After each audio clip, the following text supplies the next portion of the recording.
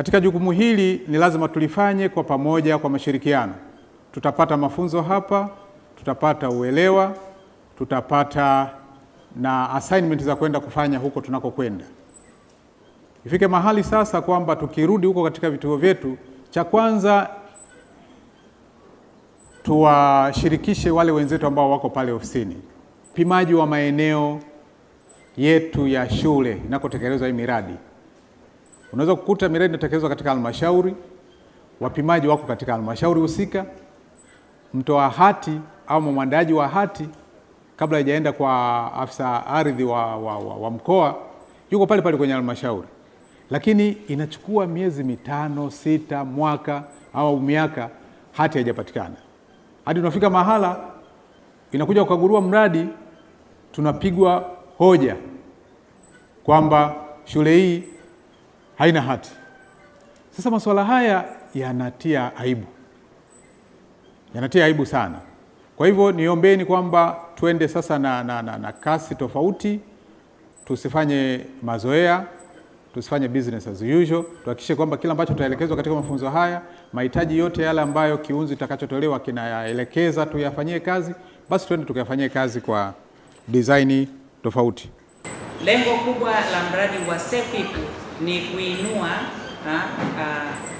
au kuhamasisha wanafunzi wetu hasa wasichana waweze kujiunga na masomo ya sekondari.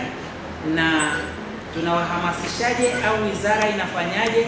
Basi tunajenga shule nyingi za mradi kwa kupitia mradi huu wa SEQUIP ambao unafadhiliwa na Benki ya Dunia. Kwa sasa hivi tunaendelea na ujenzi, tumeshajenga madarasa mengi sana na shule nyingi mpya, hasa zikiwepo zile za wasichana 26 kila mkoa. Ni shuhuda kwamba kila mmoja aliyoko mahali hapa aliyetoka kwenye mkoa, maana tuna mikoa yote 26 hapa, amepewa hiyo shule ya wasichana. Lakini pia tuna shule za kata, tuna shule pia za kanda za wavulana 7. Kwa hiyo ni kupitia mradi huu wa SEQUIP. Sasa inakuja swala la usalama wa mazingira pamoja na jamii. Katika hii miradi, ndugu mgeni rasmi, utakubaliana na mimi, kuna wakati mwingine inabidi tuende kwenye maeneo ambayo ni rasmi na mengine sio rasmi. Lakini sisi kama wizara pamoja na wafadhili wetu wanachotaka ni usalama mahali pale ambapo tumeenda kujenga. Ndugu mgeni rasmi, unapowaona kwamba tuna makundi matatu kwa sababu wana kazi maalum. Tuna kundi la maafisa mazingira hapa kutoka ngazi ya mkoa pamoja na halmashauri, lakini tuna kundi la maafisa maendeleo ya jamii kutoka katika ngazi ya mkoa na halmashauri pia.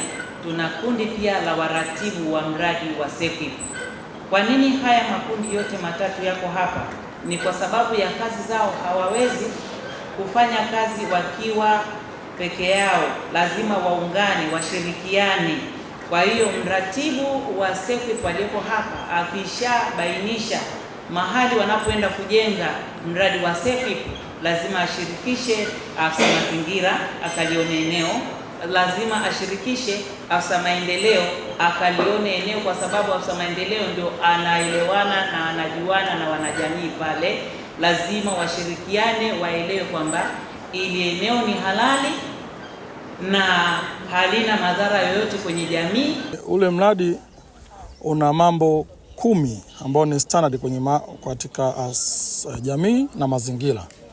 Namna ya kuwasilisha taarifa ndio ilikuwa kidogo changamoto.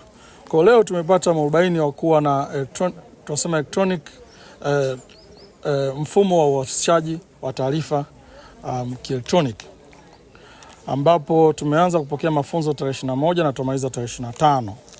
Na kiukweli katika maana kimapokeo, sisi kama